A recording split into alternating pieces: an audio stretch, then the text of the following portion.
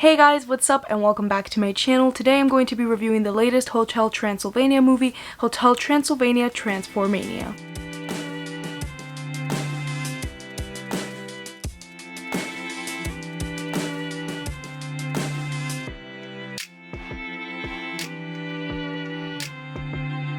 Van Helsing's mysterious new invention transforms Drac and his pals into humans, and Johnny into a monster. With their new mismatched bodies, Drac and the pack must find a way to switch themselves back before their transformations become permanent. I've always liked the Hotel Transylvania movies because they feel kind of fresh in the abundance of animation movies that we get, and I always have a good time with them. Are they perfect movies? No, but I always enjoy myself, and I definitely did enjoy this one as well. And before I get started telling you guys my thoughts on this movie, let me know down below what you thought about this fourth entry in the Hotel Transylvania franchise, and if you haven't seen it, is this one you're going to check out? Let me know all of that down below. I want to start with the voice acting because I have some pros and some cons to talk about here, but I always like the voice acting in these movies. I think the actors that they get, especially Selena Gomez, just match the characters that they're doing. I think they all did a pretty great job, but Adam Sandler is not back to do Dracula. There's a new voice actor, and I think for the most part he did a really good job, and honestly, if I hadn't known that Adam Sandler wasn't in it, I feel like I probably wouldn't have noticed that much.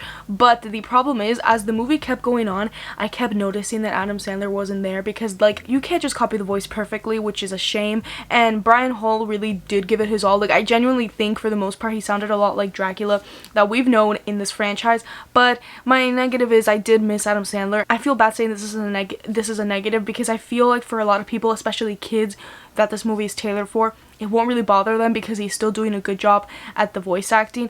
But it was something that I noticed and I did have to mention it. But I also really like the animation in this movie.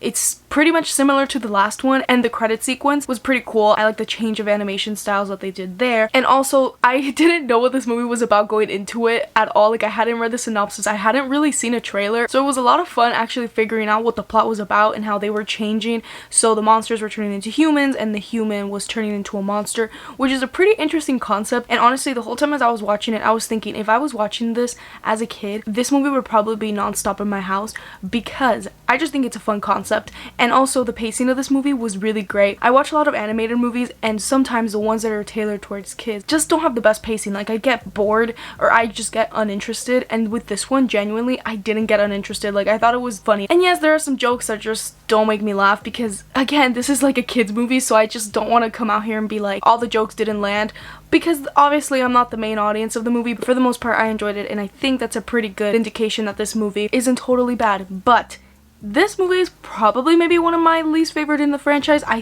still think the third one is worse than this. I think narratively wise, this is the one that has the least story or the least growth with the characters, because like I said, the pacing of the movie is really great. I think the movie is always non-stop, but at the same time it is short, and I feel like we couldn't really get a lot of development from characters. And it's not that it felt rushed, but it's almost like there kind of was no plot, where, like, yes, there are things happening, the characters are reacting to things, there's obviously a conflict in place. Out of all of the movies, I think this one is the one that feels the least like it has a plot, or at least it feels the one that has the least consequences. That's probably my biggest negative. And also, this movie, I think a lot of it takes elements, it takes moments where maybe there's going to be character growth, it takes arcs from previous Hotel Transylvania movies. You definitely don't need to see the other Hotel Transylvania movies to get this one. I think I would have wanted this to be a little bit more original.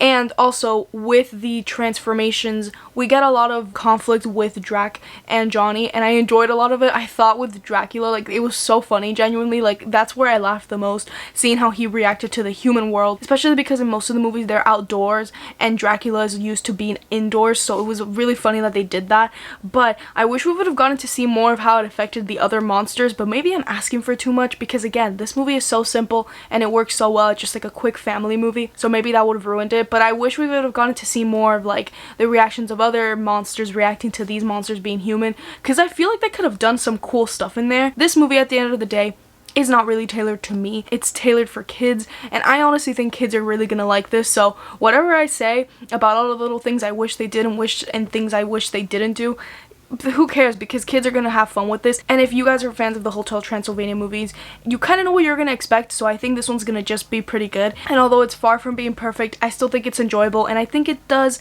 what it sets out to do, and it is far better than a lot of other animated movies out there. It is coming out January 14th on Amazon Prime. Thank you guys so much for watching today's review of Hotel Transylvania Transformania. That's it for today's video. Make sure to subscribe, like, and comment as always, and I'll make sure to see you guys in the next video. Bye everyone!